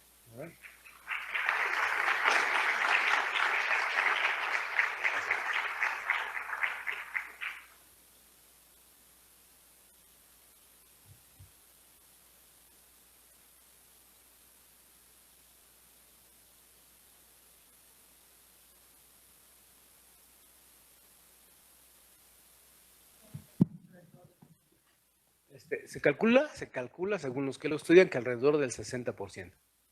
Es muy poquito, ¿no? De éxito. Muy poquito, ¿eh? Parece mucho, pero no, sí es poquito. ¿Sí? Y se supone que después de la tercera recaída es cuando es más probable que dejen de consumir. De la tercera. Ahora sí que la tercera es la vencida, ¿no? Pero hay quienes llegan a los 18 internamientos o 20 internamientos. ¿Alguna otra pregunta? Bueno, a mí me gustaría preguntar, doctor, si tienen ustedes justo eso, alguna casuística de los pacientes a largo plazo que tengan como éxito en el tratamiento, que no tengan recaídas, y de los pacientes que sí las tienen? ¿Tienen algún seguimiento a largo plazo? Sí, eso es justamente eso lo que estamos haciendo. Ya tenemos 10 años ahí trabajando con los grupos, ¿no? Lo que tenemos hasta el momento es, entre más pronto empezaron a consumir, es más probable que tengan recaídas y se queden. Esa es la norma, ¿no? Si empezaron a consumir después de los 18 años, es más probable que dejen el consumo después de la tercera ocasión. Que lo dejen, o sea, quiere decir que ya lo dejen, ¿sí? Porque a veces experimentan, cambiaron la marihuana por el alcohol y también van a terminar con una adicción. Entonces, hasta la tercera vez es cuando dicen, no, pues ya, no puedo usar nada, no puedes usar nada. Es complicado, pero sí se consigue. Y me gustaría hacer otra pregunta. En estos casos, sabemos que es muy difícil, pero en estos casos, ¿qué es lo mejor que se puede hacer? Porque en realidad, pues muchos pacientes van por pie propio, pero si nosotros tenemos un caso de adicción, digamos algún familiar, lo mejor que podrías hacer por él es agarrar, llevarlo involuntariamente, ¿o qué es la mejor decisión que se puede tomar en esos casos que ves que alguien se está haciendo daño de esa forma? Sí, yo pienso que esa es la mejor decisión. Soy feo, pero esa es la mejor decisión. El único problema son los lugares a los que lo llevan. Todavía existen los anexos fuera de serie que no tienen sentido, solamente es una aversión constante tratan de desarrollar una aversión constante a las drogas, pero no funciona, ¿no? Siempre que sea un centro de tratamiento, el problema son los precios, ¿no? ¿Por qué? Porque las personas dejan de trabajar y la familia tiene que pagar los gastos de la estancia, más los que se asocian, ¿no? Los medicamentos, los exámenes que se hay que hacer. Hay mujeres con hipotiroidismo, esa es otra, ¿no? Que nunca se dieron cuenta que tenía hipotiroidismo, se cansaba, aumentó de peso y empezó a usar metanfetaminas, ¿no? Porque un doctor, cualquier doctor médico general, le dijo que con eso iba a bajar de peso y sí bajó de peso. Nada más que luego empezó con delirios de referencia. Es muy común en las mujeres, ¿no? Muy, muy común esta venta de pastillas que son ilegales, ¿no? Como el Redotex, que se sigue vendiendo para bajar de peso, ¿no? Y que ocasiona muchos problemas en ellos, ¿no?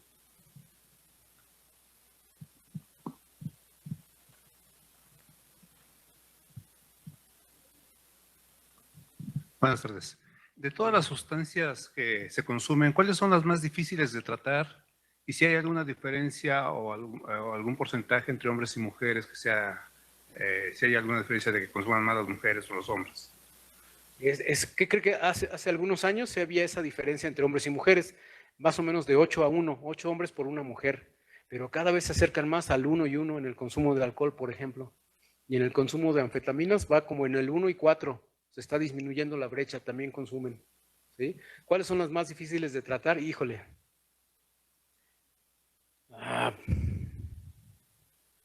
Le va a dar risa, ¿no? Pero yo creo que el cannabis, porque no se dan cuenta. O sea, tienen que pasar muchos años para que se den cuenta que tienen un problema de adicción. Y como el cannabis les ocasiona estos síntomas de apatía, no se dan cuenta. En verdad, no se dan cuenta. Oye, pero es que hueles a marihuana. No, mira cómo traes tu cabello, no te peinaste. No, ¿y por qué no te consigues una pareja? ¿Y para qué quiero una pareja? Así estoy bien. Bueno, en ese sentido, el más difícil es el cannabis, ocasiona muchos problemas, ¿no? Pasan años antes de que se den cuenta que tengan un problema. Sí, ese es difícil, ¿no? Y de adicción, del que hace más rápido adicción, además de la heroína, es la metanfetamina, por eso abundo en eso, ¿no?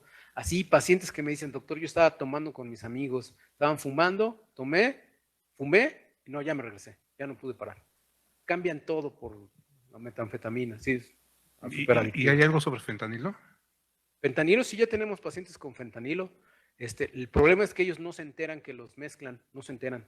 Ese es el otro problema. Si fuera metanfetamina pura, sabríamos específicamente qué tienen, pero ya no, pureza ya no hay, ¿no? Entonces tienen veneno para rata, real, talco, cal, yeso, cemento, lo que pueden le ponen para mezclarlo y así se los dan y así los consumen, ¿no? Sí, sí, un problema muy serio. Entonces, metanfetamina o cocaína pura es difícil, ¿no? Bueno. ¿Cuál es el tiempo promedio o de sobrevivencia, sobre todo me imagino que en jóvenes, cuando empiezan con estas adicciones? Por eso el número de fallecidos entre los 15 y los 30 años es el mayor. Esos son los que más mueren. Más. ¿Sí? Por diversas causas, por el consumo de sustancias o por violencia. Esos son los que más mueren, entre 15 y 30. Ese es el número 1. Gracias. Sí. ¿Hay alguna incidencia de estos pacientes hacia el suicidio? Pacientes que tengan comorbilidades con trastornos depresivos o por abstinencia precisamente. Sí, ¿crees que ellos sí se matan? No les da tiempo. O sea, no les da tiempo a la familia ni de enterarse. Digo que el caso, doctor, estábamos viendo el Netflix, mi esposa, mi hija y él. Estábamos a todo dar, riéndonos, comentándonos. Nos fuimos a dormir. Y ya cuando lo vimos, ya se había ahorcado. O sea, el impulso se incrementa brutalmente, ¿no? Entonces, ese es el problema. Yo sí tienen un incremento en las tasas de suicidio por eso, por el impulso, ¿no? Ya no, ni siquiera lo piensas, ya lo haces. Sí, muchos problemas, ¿no? Doctor, perdón, dos preguntas, está muy fuerte. Primero, ¿cuál es el costo estimado para estos tratamientos? Y dos, ¿qué hacen con los pacientes que abandonan? ¿Les abandonan pacientes ahí? ¿Que se quedan en el grupo? Sí se quedan. Sí se quedan. Esos son muchos.